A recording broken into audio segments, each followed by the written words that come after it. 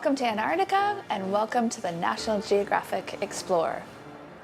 Antarctica is special. It's unique, unlike anywhere else in the world, because it's an ice-covered continent. Usually it's people's seventh continent to visit, one of the most difficult places in the world to get to. Wildlife is not afraid of the humans, so there in the Galapagos, that's about it.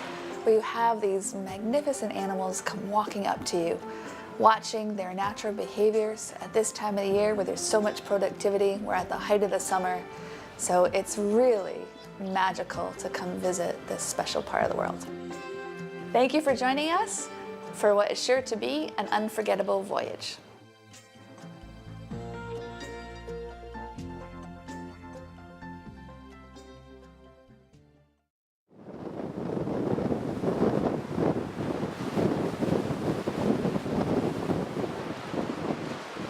So here we are, we're just passing over the Drake Passage. We've had a smooth crossing and we're approaching the peninsula. And we've got some Cape Petrels here next to the ship. And I'm photographing them. And the camera's trying to focus on them. Sometimes it's focusing on the water instead of the bird, so I'm shooting a lot. I'm paying attention to my shutter speed, because either I want to freeze the bird and I go to a high shutter speed, or I want to get a little motion and I go to a slower shutter speed. So those are the two things. I've got it on shutter priority right now, continuous focus, high speed, and when they come along, I'm just shooting away. Then later on, I'll find one picture that'll be like perfect and it'll make me look good.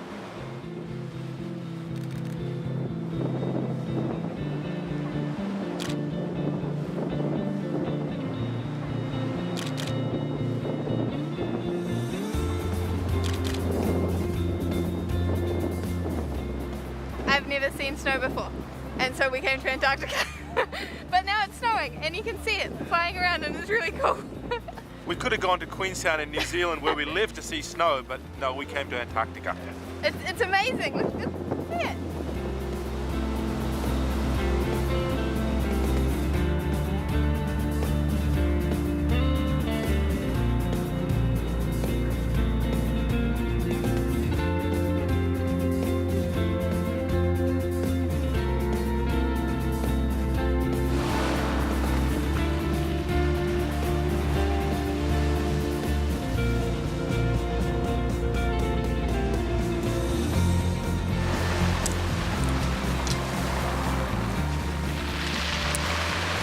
Welcome to Antarctica and welcome to Half Moon Bay, everyone.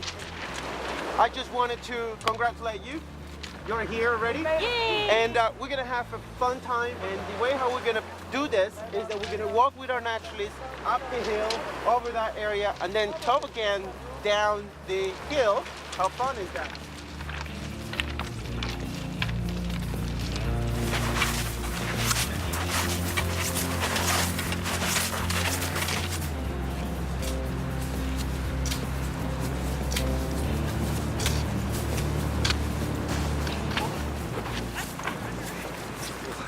It's amazing. We've been working on it for a year, planning, plotting our course, working out where to go. By and large, this is outstanding. 1, 2, 3. Yay! She's a good, and she was a high jumper, which is even funnier. That she chose.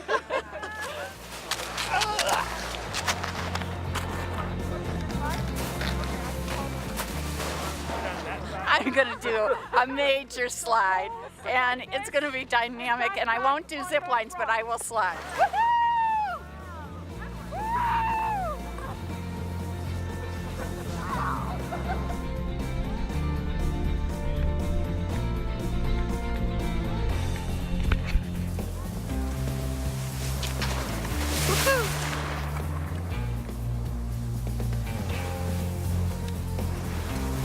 Peace on Earth.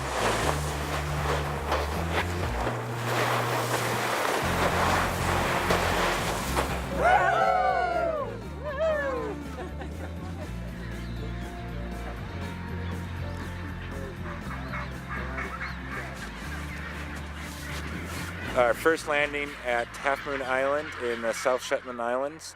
We are mostly hearing and seeing the activity of nesting chinstrap penguins. And there's 6 or 7 other species of birds that are nesting here regularly, but it's the chinstrap penguins that are stealing the show here during the sort of mid-breeding season. So we're seeing chicks of different ages.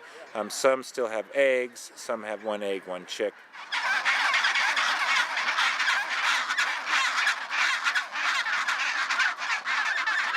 Yeah, and it's wonderful making this our first stop for our Antarctic expedition, because it truly does have an Antarctic feel to it, and it gives our guests a chance to get out there, take a nice hike, come see beautiful, beautiful nesting chinstrap penguins, and enjoy the beautiful Antarctic weather, a little bit of snowfall, a little bit of wind, and the sounds and smells of a penguin colony.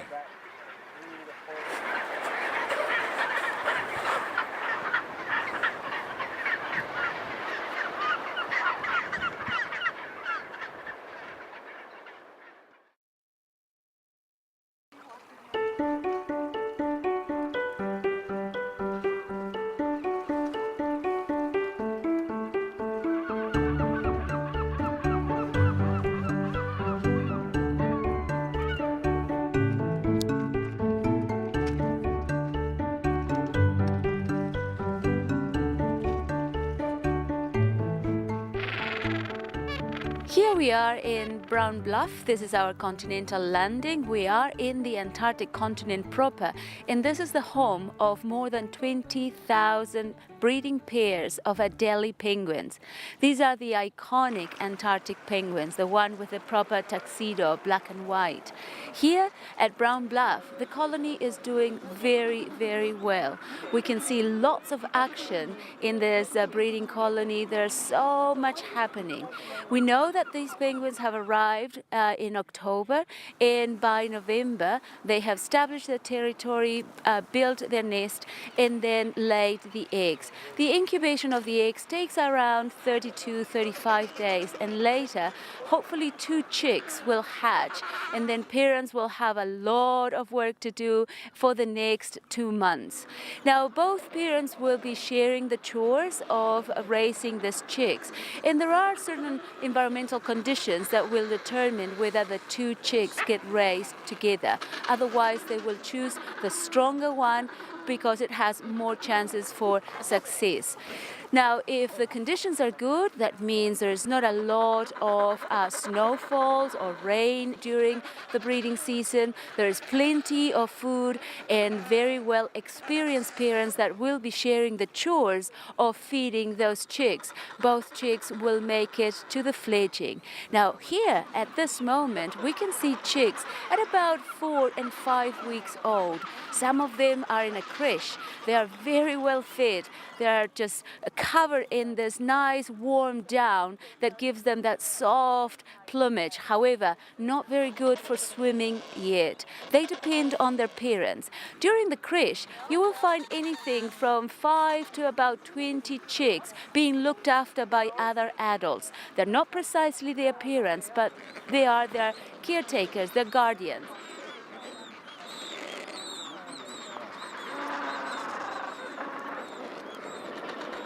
Very small little rookery. These are likely young birds in total, because it's not prime nesting habitat. They're out in the middle of this beach, quite susceptible to predators, and we're seeing the gentoos expanding their range. So it would have been about 15 years ago there were no gentoo penguins nesting here. So all of the gentoos we see are recent arrivals, and seeing these guys sort of in this small little colony, it's likely that they're probably young birds, and all of them are relatively inexperienced. This is the left and right flipper, which would be analogous to the wing from a young gentoo penguin. And if you remember in the talk yesterday, I mentioned how dorsal ventrally flattened the evolution of the penguin flipper is, and look at that profile of that thing, is the wafer thin. as they say. And then you can see this is the humerus here. And, you know, our arm bone is round, you know, more columnar, and this is pretty much flat, but it's extremely, if you look at the way that flipper is going to work in the water, the insertion into the shoulder here, and then look at how very coolly arced that bone is. And they're solid, unlike other birds' bones, which would be hollow.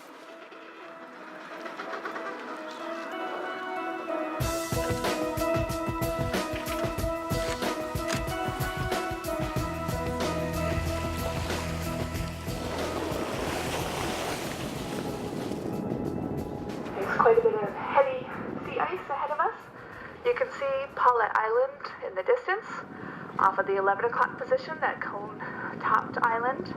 The captain's done a wonderful job of getting us into the ice as far as we can go. You see the spectacular scenery, icebergs trapped inside the ice. Well worth it. Come out on deck, soak it in, and take a few photographs. They're tiny little Adelie penguins making their way to the sea. They're going to jump in and swim away into this cold environment. They're moving very, very fast, and I just feel like, you know, the reality of just being here in this situation with this beautiful land around us and all this wildlife, it's out of this world.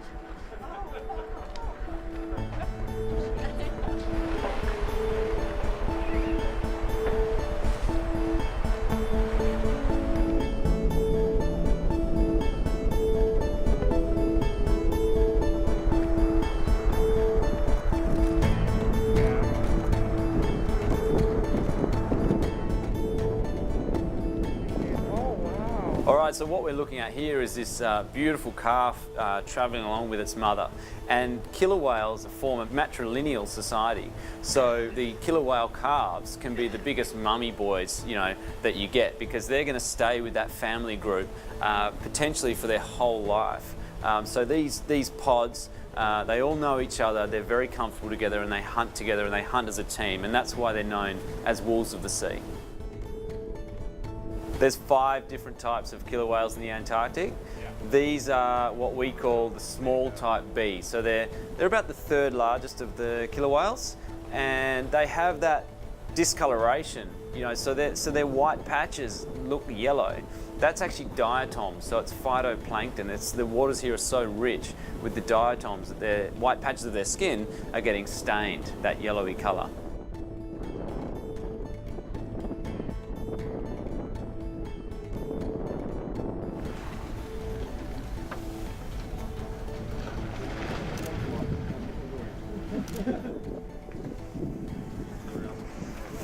The humpbacks are here in the Antarctic waters because this is where they come to feed. They feed for about 120 days of the year, and they take in massive amounts of krill in order to replenish their fat reserves, so they can make their huge migrations up different coastlines.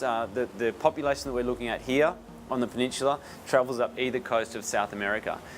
So they're really fattening themselves up. This young male that we're looking at, he's just cruising along. He's probably been feeding for a couple of days, and he's really just taking a break. And he's looking for other hunting grounds, other feeding grounds, and hopefully he'll find some other young males to pair up with so they can form a small pod.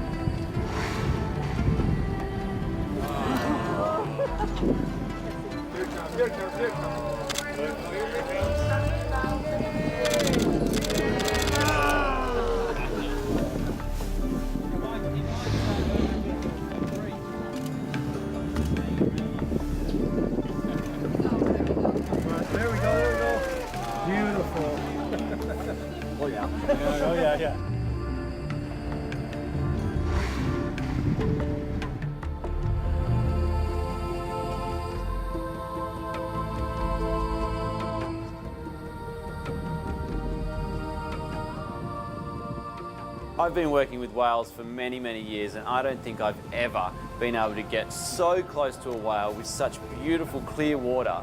And it was just absolutely incredible to see this whale up so close. He was so comfortable with us being there, and it was just such an amazing experience.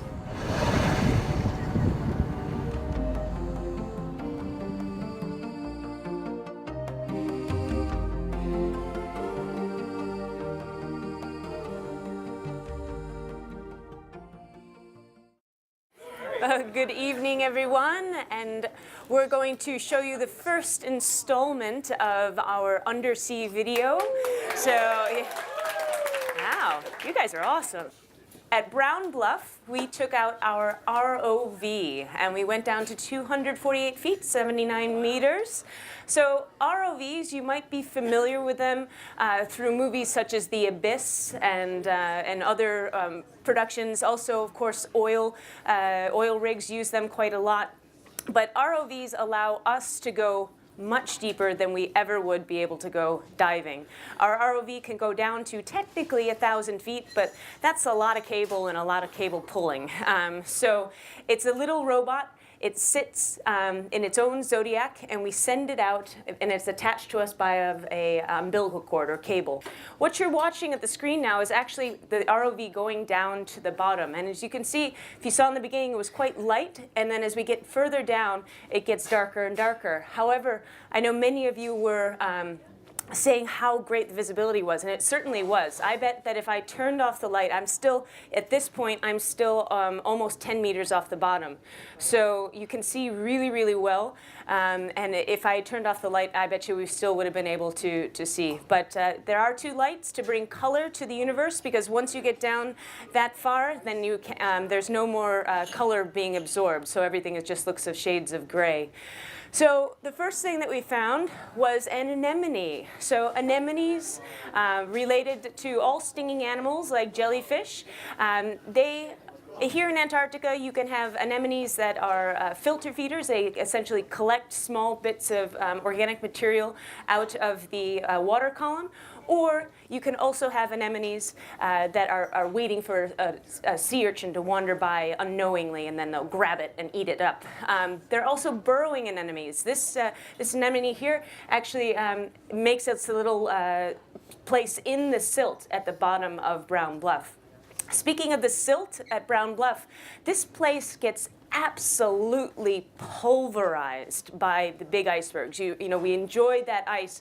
So you get areas where very little is actually living. So you have the sea urchins and brittle stars, which can actually move. Then you'll find areas with rocks in them, and that's where the soft-celled creatures are actually attaching. Here, we're showing you fish. Fish are actually not very common to see in Antarctica, especially swimming around in the water column. Fish here, they do not have a swim bladder, so they sit on the bottom, and they're kind of lie-in-wait predators. So for them to actually be swimming around in the water column, this actually takes a lot of energy. And fish in Antarctica have actually developed osteoporosis through evolution, so that they don't spend as much energy lifting themselves up in the water column. This knowledge about the fish has then led to the National Institute of Health in the United States. They send scientists down to the Antarctic, and then they are taking the RNA from the fish, trying to reverse engineer it so that then they can figure out how humans develop osteoporosis and perhaps do something about it in the future. Now here's our monster of the day. This monster is a whole 2 inches across, but it is a sea spider. So, but kind of a misnomer, because they're actually more closely related to a horseshoe crab than they are to an actual spider. And they are what we say all guts and gonads, and they're all shoved down in their arms, and they move around the bottom, and they're looking for soft-bodied creatures, and they stick their mouth onto them, and they suck all their guts out as well. So that's just the beginning of the underwater footage. More to come, and thank you all very much.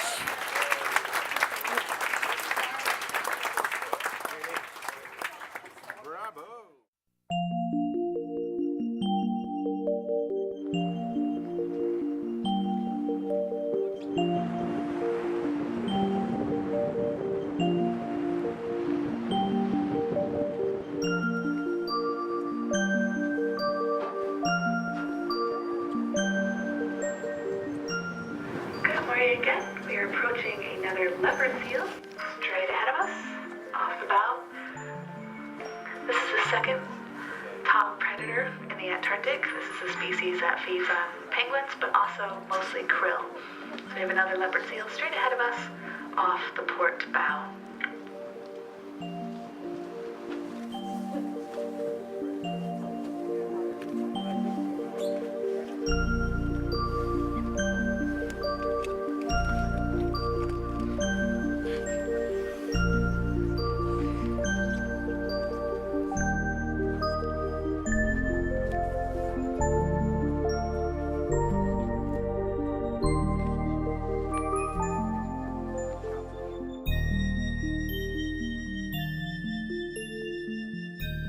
Now we're going to explore a different area. Here we've seen some good wildlife, magnificent icebergs that do not come from these glaciers. These icebergs can come from any other part, and they're massive.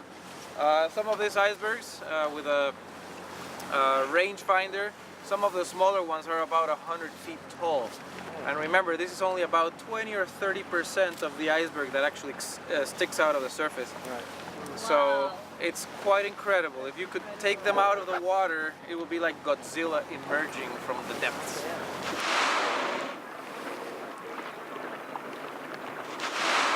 So these are humpback whales. I'm going to approach slowly. We want to make sure we do not change their behavior. And they are practicing a behavior called logging. Logging means that they're just sitting on the surface. Marine mammals have to inhale and exhale thinking about it, basically, not like us that we do it automatically. So when they inhale, they have to be outside the water, obviously. So for them, sleeping is a very different concept than for us terrestrial mammals. So deep sleep is probably not a good option for them. So in this case, they're just on the surface. Their blowholes will probably be out most of the time, and they will still hold their breath. They will take a deep breath, hold it, and they will just stay. So when their blowholes open, that's when they contract muscles to open them. When they relax, they close.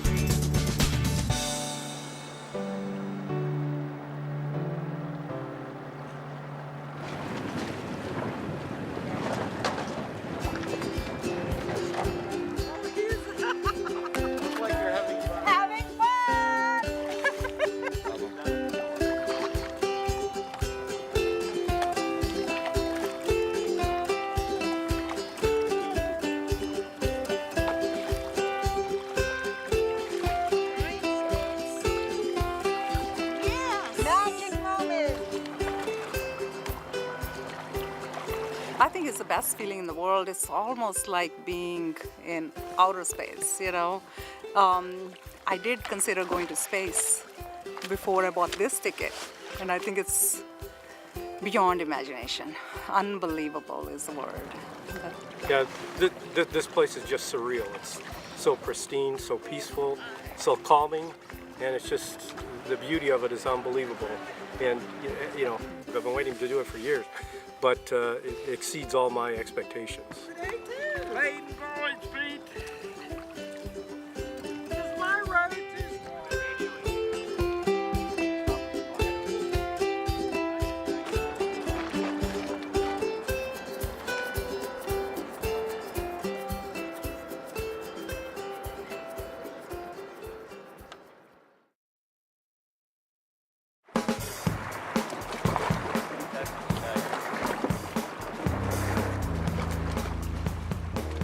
these areas would be quite rich in feeding for the penguins. You know, you've got these nice shallow approaches and then dropping off into nice deep water.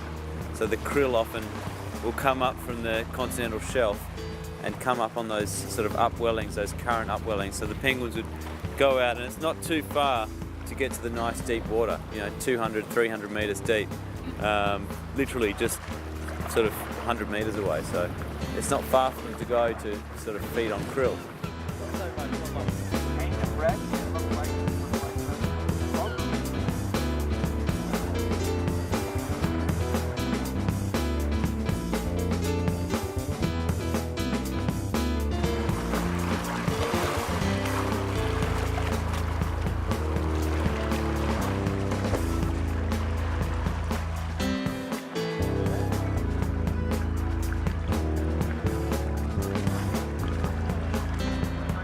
Snow that does form, you know, gets compacted into ice. But that's why, you know, it's such a dry continent, because, you know, it doesn't rain, it doesn't snow all that much in comparison to other parts of the world. But yeah, you know, every year as the snow falls, it's a little bit more, and you know, it doesn't melt. So it only melts, you know, ever so slightly and breaks off.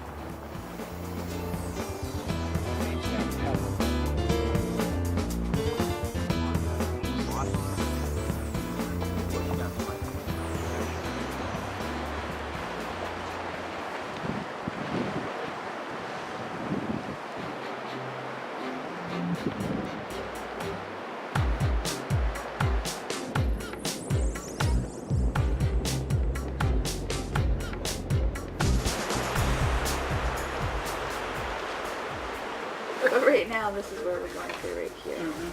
It's this little tiny narrow stretch.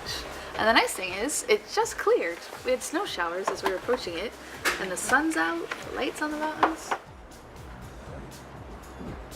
I've been a lot of places on this planet, but I've never seen anything like this. Not this narrow, not this iceful. It just staggers the imagination. You just can't get over something like this. It's a once-in-a-lifetime event. It's the verticality. It's like being around Machu Picchu. Everything goes straight up and down. It's like the Hallelujah Mountains. Everything is just, the scale just staggers the imagination, and you can't really get an idea at all of the scale. It's just tremendous. We're just entering the Lemaire Channel today, January 14 in the afternoon. Picked a fantastic time. We have beautiful light. We had a couple of snow showers before. It didn't look so promising from the distance, but yet now it's really, really promising, really nice. Have a little bit of ice on the water, which is coming from the glaciers close by here. So we've reduced the speed a little bit to about 10 knots. That makes it not only enjoyable for cruising, but also safe for us to negotiate the ice. Nope, it could be better.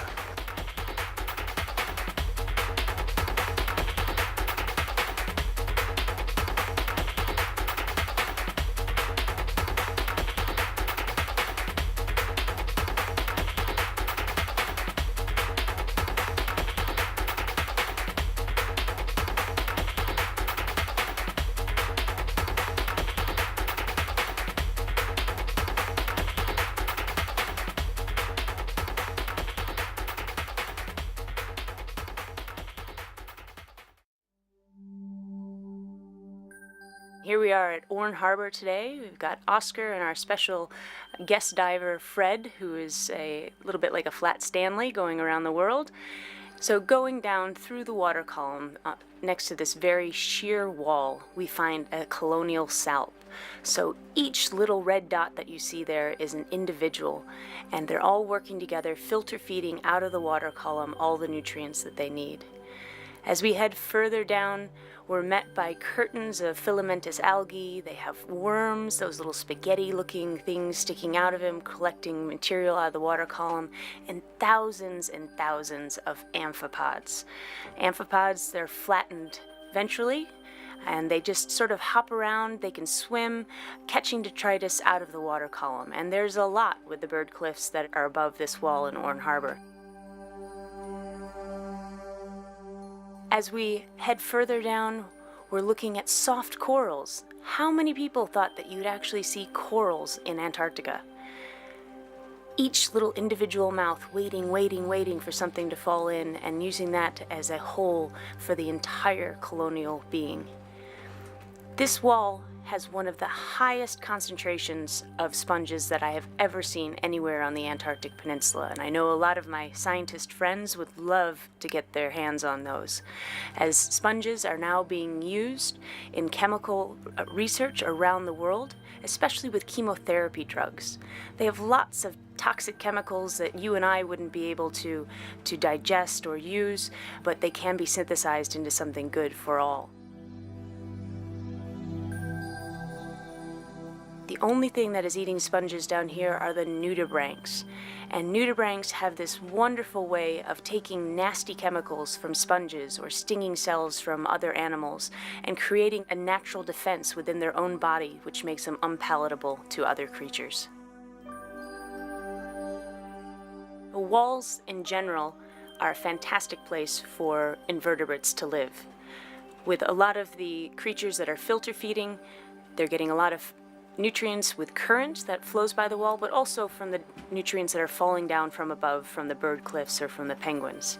So you get a lot of life, different kinds of life, sea stars, tunicates, anemones, and most of these are using the wall as a base habitat because they thrive off of this type of environment.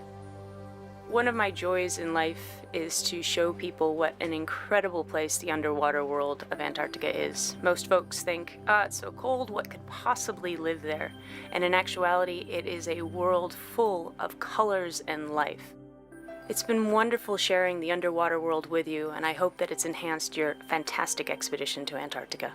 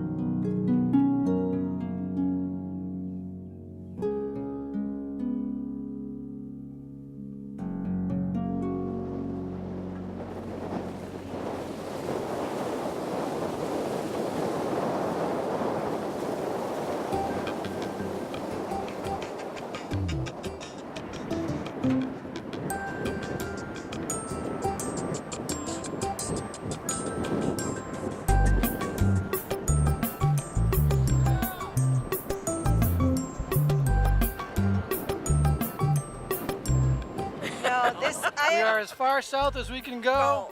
Yes. The ship is into the ice. We've just landed.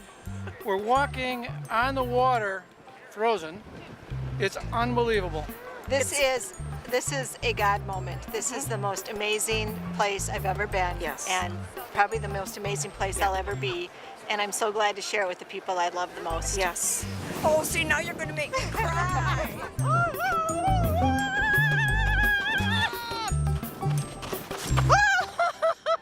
Okay, now pull as hard as you can. Okay. Wait, the ice is cracking, not that hard.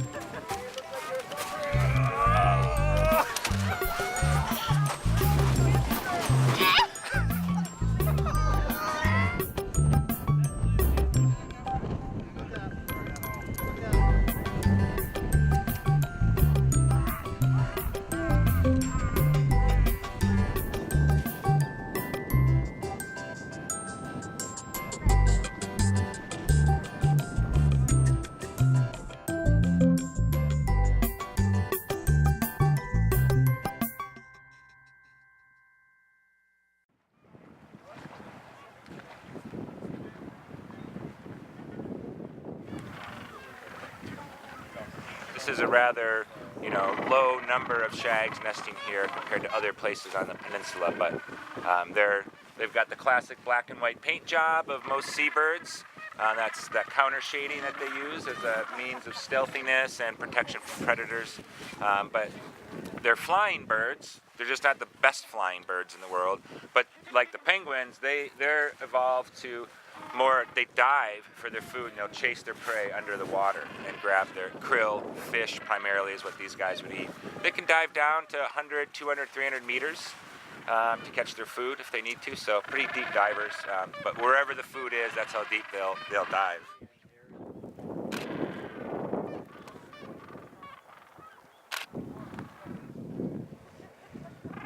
Okay, we're here at Jugula Point, and I have a great opportunity to photograph the penguins with an Antarctica background. We have the Seven Sisters out today, and I'm going to isolate the penguins, the gentoos, and make it really simple, but give them a sense of place. And this is the perfect place to do it. So I'm shooting with my long lens and wide open with the biggest aperture for the shallowest depth of field and focusing on the penguins. And I'm moving just ever so slightly so that they have white snow behind them rather than the rocks. I want your eye to go right to the penguins first and then notice the beautiful mountains behind them.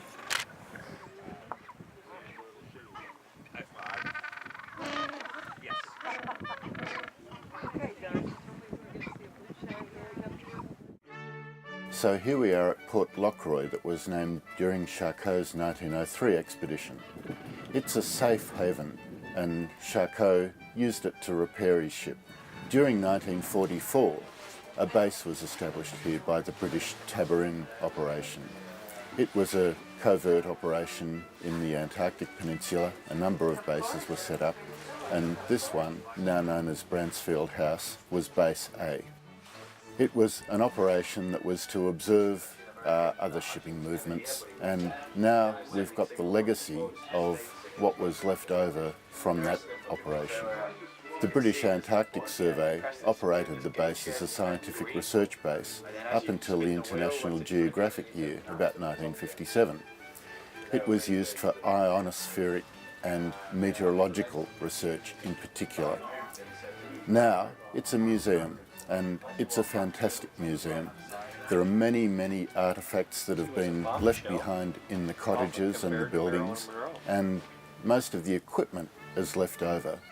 So Bransfield House is now managed by the United Kingdom Antarctic Heritage Trust. They make sure that the visitation is monitored and that people come and have a really thoroughly enjoyable experience. They maintain the hut, the artefacts, and there's a fabulous small gift shop, and here's a post office. You should become a friend of our trust. Yeah, I'd like to do that. No. Yeah, okay, that's awesome. Thank you very much. Native, if no. you can just fill the...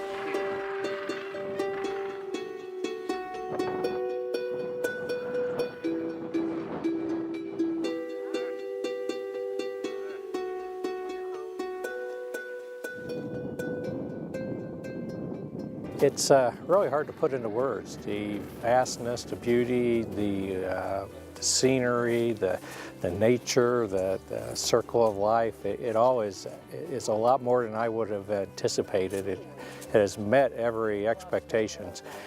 To try to put it into words without actually someone being here and seeing it is virtually impossible. It's incredible. Oh, everybody should come here. This was actually my last continent. I've tried to do all 7 and I kept the best for last. Well, for me it's been a bit difficult to sum up the majesty, the grandeur, the pristine place that we've been privileged enough to be in. But in Australia we'd actually say it was like having a cup of tea with God.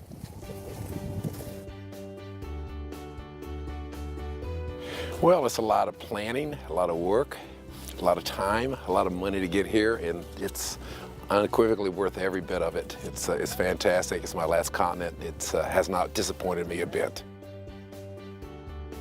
There's something about the mountains down here. They are like no other mountains I've ever seen. They are stark, They rise right up out of the sea, out of the continent, and they are softened by the beautiful snow.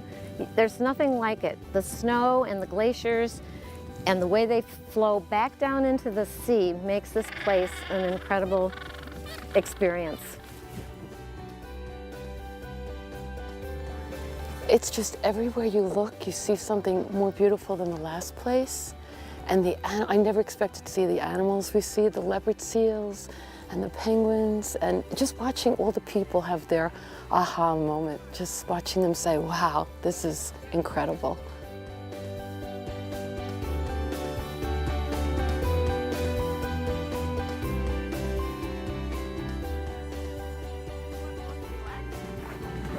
I'm going to be on one side and not the other.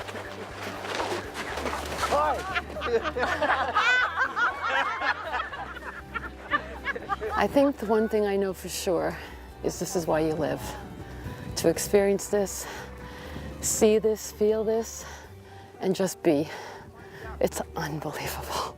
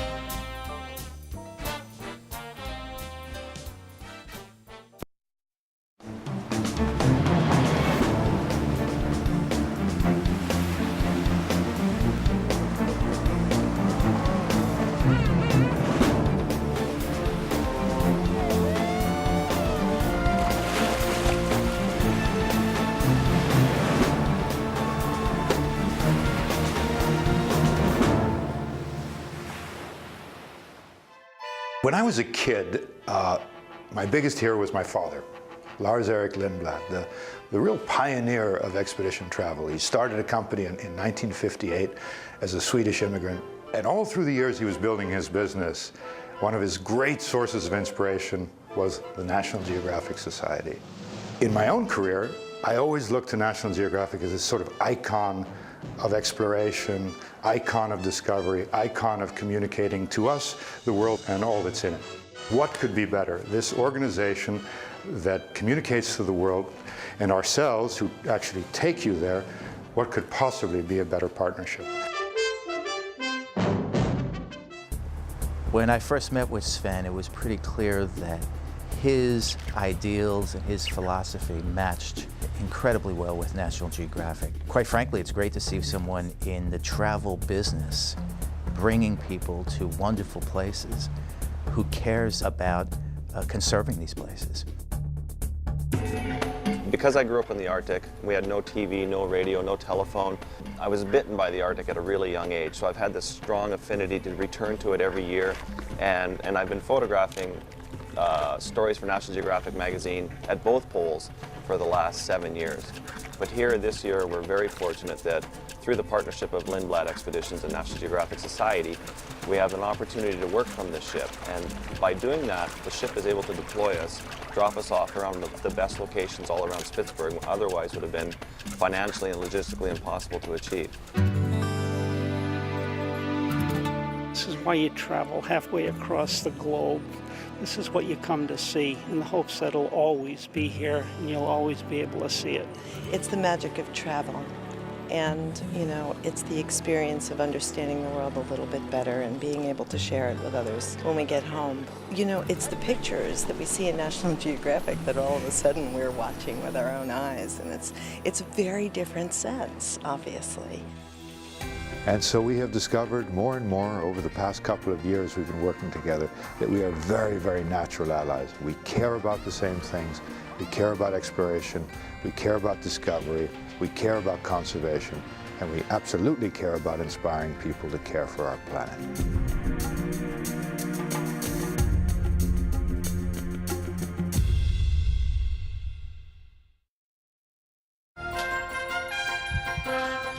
There are lots of cruise companies in the world, but how many of them use their ships as more than viewing platforms, who can take you to a place and give you a real feeling of being there, being inside the place? Not many. That's what we do. I'm Sven Lindblad from Lindblad Expeditions, and I'd like to share an adventure with you.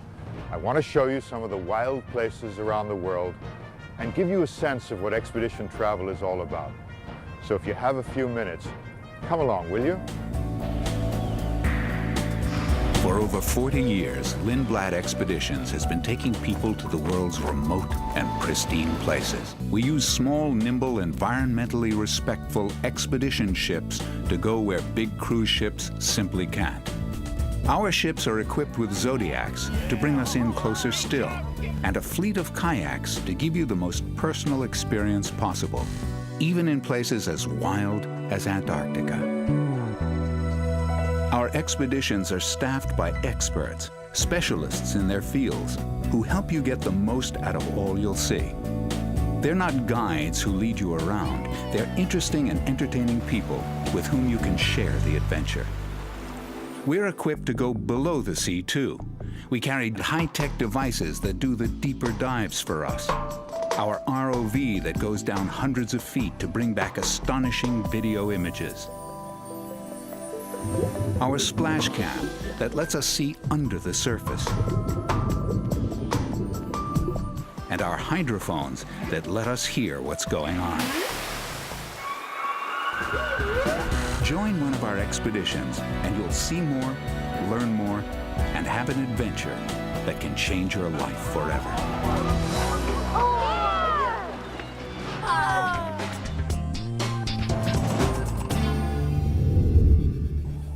National Geographic and Lindblad are kindred spirits. They both have essentially the same mission: to explore the world, find fascinating places, and then to share that with people, to get people inspired to care about this planet and to invest in conservation.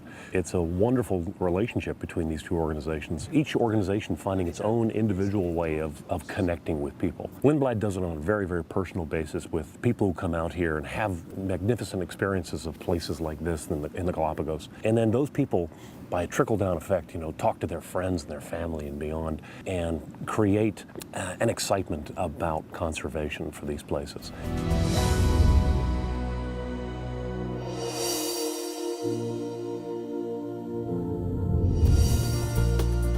There's these one-of-a-kind organisms here in Galapagos that will never appear again on the face of this earth.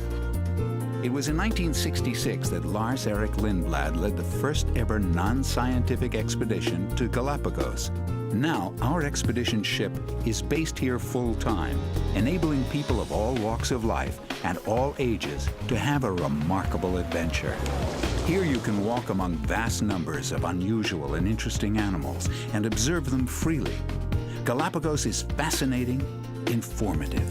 And the growing rings are not really that perfect, so you cannot really tell the age by that. And it brings out the kid in all of us, especially when you experience snorkeling with sea lions.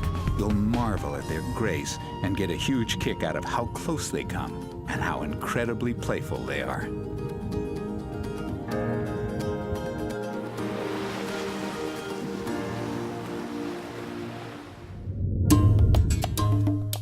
High above coastal Norway, under the midnight sun, lies the archipelago of Svalbard, the old Viking name for a wilderness region few people know. This is high Arctic desert country, 350 miles north of the Arctic Circle, a land of extraordinary light and unprecedented beauty, a landscape of tidewater glaciers, pack ice, and arid plains of permafrost, where the warm waters of the North Atlantic Drift fuel a profusion of life, a place that we call the land of the ice bear, Isbjorn, one of the most regal predators on Earth. We offer photo expeditions in 4 different parts of the world, and the Arctic is one of the best places anywhere because you've got 24 hours of daylight and the marquee species, the polar bear. Everybody wants to get a picture of a polar bear. Living far beyond any human habitation and camouflaged against the ice, they challenge our veteran expedition team. And every season, against all odds, we find them to give the adventurous people who join our Arctic expeditions the thrill of a lifetime. 17,000 gray whales migrate to the Mexican peninsula of Baja California each year. And that fact is one of the greatest success stories in the history of conservation. Thanks to Mexico's enlightened protection of these waters, the gray whale population has rebounded to numbers not seen since the pre-whaling days. And in recent years, we've been experiencing an increasing number of friendly encounters with these incredible animals. For over 20 years, we've been exploring Baja's twin natures. The Pacific side, with its quiet lagoons that act as a safe nursery for gray whale calves. And the Sea of Cortez, where marine mammals frolic with abandon, leaping alongside as we explore. This is where the desert meets the sea. This part here is the most interesting of all. 50 uninhabited islands, sculptural sandstone cliffs, cactus forests, reefs for snorkeling, astonishing bird colonies, plus myriad endemic plants and animals make Baja an inexhaustibly rich place to discover.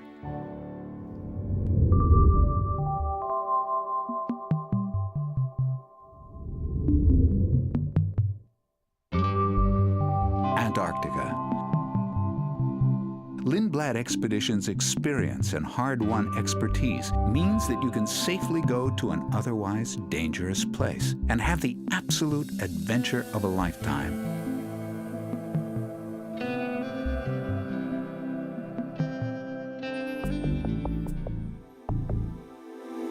Our captains have close to 200 Antarctic expeditions under their belts, as do our expedition leaders. Our experience gives us the confidence to explore, to test limits, Of course, we will visit the legendary penguin colonies, but we will also take you to barely mapped places, like Lindblad Cove, named in honor of an early explorer, our very own Lars-Erik Lindblad, the man who pioneered Antarctic tourism. Cheers to Lars-Erik Lindblad, to his memory. Welcome to Southeast Alaska. We're looking forward to a great trip. This is a fantastic time to be here. We've got salmon running in all the streams, which means the bears, these coastal brown bears, are down feeding on the streams. Looking forward to a really good week, taking you out hiking in the rainforest, getting out in kayaks, doing some Zodiac cruises, looking for whales and sea lions, and basically just sharing this wild, intact ecosystem.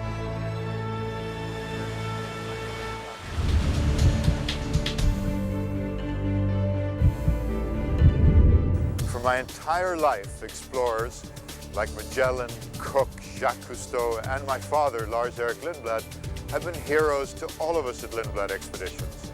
So if you approach the world through the eyes of explorers, how can you be anything less than inspired?